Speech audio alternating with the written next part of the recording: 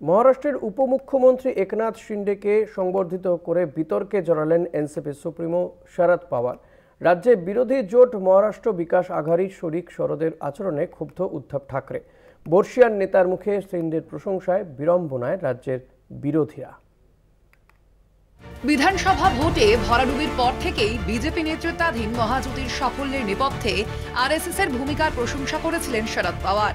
তাতেই অস্বস্তিতে পড়ে বিরোধী জোট মহাবিকাশ আঘাড়ির বাকি দুই শরিক উদ্ধব সেনা এবং কংগ্রেস।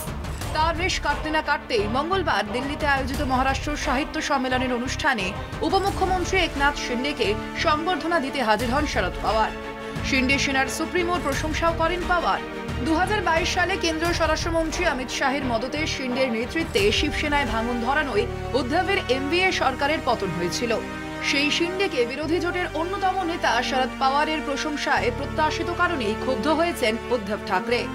উদ্ধব সেনার মুখপাত্র সঞ্জয় রাউত বলেন, রাজনীতিতে কিছু কিছু বিষয় এড়িয়ে চলা উচিত। শরদের মতো অভিজ্ঞ নেতার এই অনুষ্ঠানে যোগ দেওয়া উচিত হয়নি বলে দাবি সঞ্জয় রাউতের। উদ্ধব সরকারের পতন প্রসঙ্গ তুলে তিনি বলেন, শিন্ডেকে সংবর্ধনা জানানো পরোক্ষে অমিত শাহকেই মান্যতা দেওয়া। যদিও পাওয়ার শিবিরের মতে মারাঠা সাহিত্যের অনুষ্ঠানের মধ্যে রাজনীতি খোঁজা ঠিক নয়। বিরোধীদের অন্দরের কাজিয়া উস্কে দিয়েছে বিজেপি। পদ্ম শিবিরের দাবি, উদ্ধবের চাইতে শিন্ডে যে যোগ্য তা পরোক্ষে মেনে নিলেন শরদ পাওয়ার। কলকাতা টিভি।